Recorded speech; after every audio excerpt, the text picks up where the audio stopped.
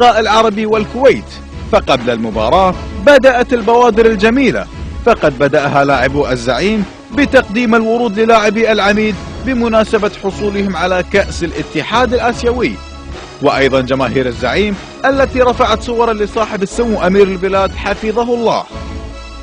بدأ اللقاء بكل جدية من الفريقين، فمن كرة ثابتة بالخمس دقائق الأولى أضاع السيد محمد عدنان كرة ثابتة مرت بجوار قائم مصعب الكندري، ليرد عليه العميد بكرة محققة أبعدها دفاع العربي قبل أن تجتاز الكرة خط المرمى.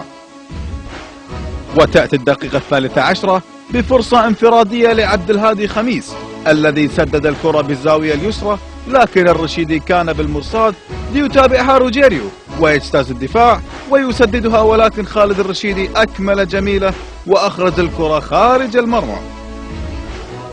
ولم يطيل العميد كثيرا فقد عاد عبد الهادي خميس مرة أخرى بانفراد آخر كسب من ورائه ضربة جزاء للعميد بعد عرقلة الرشيدي له، وتم تنفيذ ضربة الجزاء عن طريق شادي الهمامي الذي وضعها بكل ثقة داخل مرمى العربي، معلنة أول أهداف العميد في المباراة.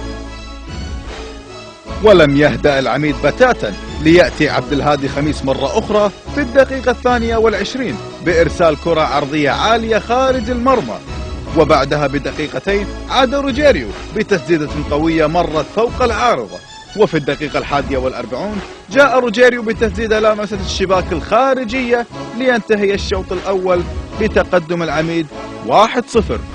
في الشوط الثاني شاهدنا صورة انتقالية للزعيم العرباوي الذي فاجأ الجميع بهدف التعادل بكرة ثابتة رفعها علي مقصيد سقطت على قدم أحمد عبد الغفور بعد أداء هزيل رأيناه للفريق في الشوط الأول ليشتعل المدرج العرباوي بهدف التعادل أعطى الحماس القوي للمباراة.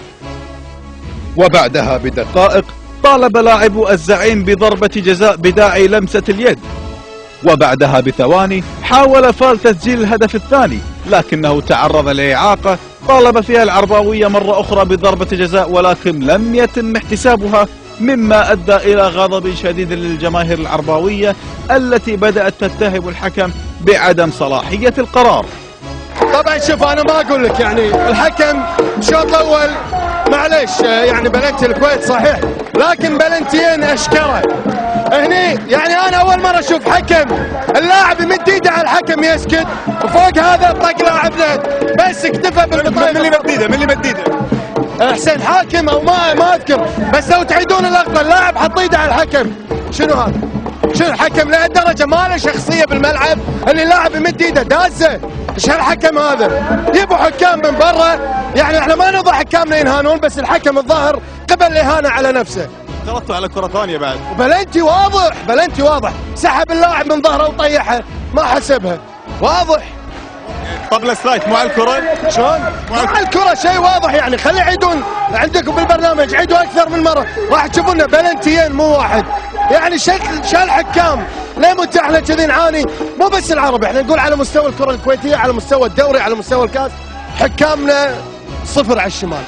استمر اللقاء بشد الأعصاب للفريقين فكلاهما يحتاج الفوز، وكاد عصام جمعة أن يقتل العرباوية برأسية قوية في الدقيقة 80 تصدى لها خالد الرشيدي، وفي الدقيقة 89 عرض فال كرة عدت عرضية وتأخر في تخليصها أحمد هايل، وكاد روجيريو أن يعاقب أحمد هايل، بعكسه استطاع رجل المباراة خالد الرشيدي بمنع الكرة لهز شباكه لينتهي اللقاء الدراماتيكي بالتعادل الإيجابي 1-1 بأحداث مؤسفة تدخل فيها القوات الخاصة.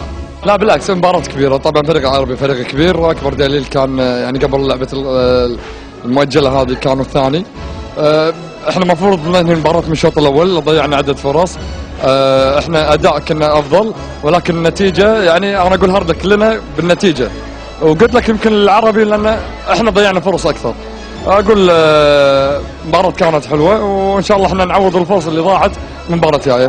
في يعني تونا بداية القسم الثاني وعندنا القسم الثالث، ان شاء الله الدوري ما راح يروح ان شاء الله. نقول الحمد لله رب العالمين على هذه النتيجة، بس انا مو راضي عن النتيجة ولا اقص على نفسي ولا جماهيري راضي عن النتيجة التعادل، لان احنا داشين مباراة مهمة مباراة مهمة، يعتبر أني في عنق الزجاج حق الدوري، فالدوري يبي له كان بالأساس حكام أفضل من هالمباراة.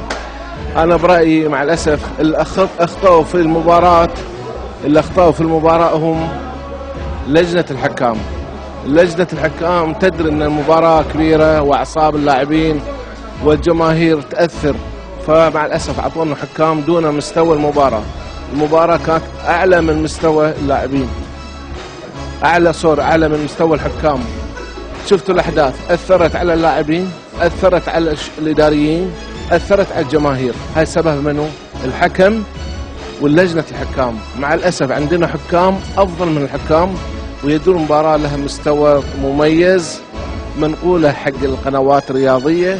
يحطون حكام مع الأسف نسميهم ابتدائيين. أنا برأيي حكام يحكمون دائما حق المراحل السنية، وبنفس الحكم هذا نفسه حدث مشاكل في المراحل السنية وأخطأ على اللاعبين. هذا الحكم يعني شيء مشهود له، هذا مو من عنده أن أتبلى على الحكم.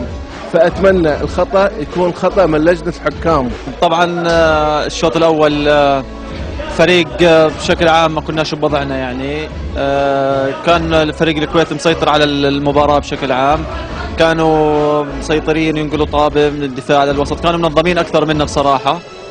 احنا الشوط الثاني الحمد لله رب العالمين دخلنا غرفة الملابس، تعاهدنا اللاعبين بين بعض انه نقدم، مش راضيين احنا عن انفسنا، كنا بين الشوطين تعاهدنا انه ان شاء الله نقدم شوط رائع، لانه بصراحة احنا يعني عندنا افضل من هيك.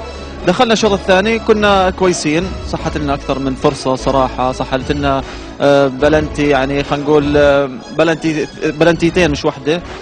هل كانوا صحيحين هالبلنتيين ولا لا؟ والله شوف، يعني انا بوجهة نظري يعني كرة فال يعني بلنتي، بس كرتي يعني بجوز الحكم قول ما شافها انها بيده يعني، بس ولكن اقل ما فيها انه إلنا بلنتي وحده كان إلنا يعني. في الختام نشكر الفريقين على هذه المباراة، لكن كان الختام ليس مسكا بالأحداث التي حصلت. نقطتان ثمينتان يخسرهما كل من العربي والكويت في مباراة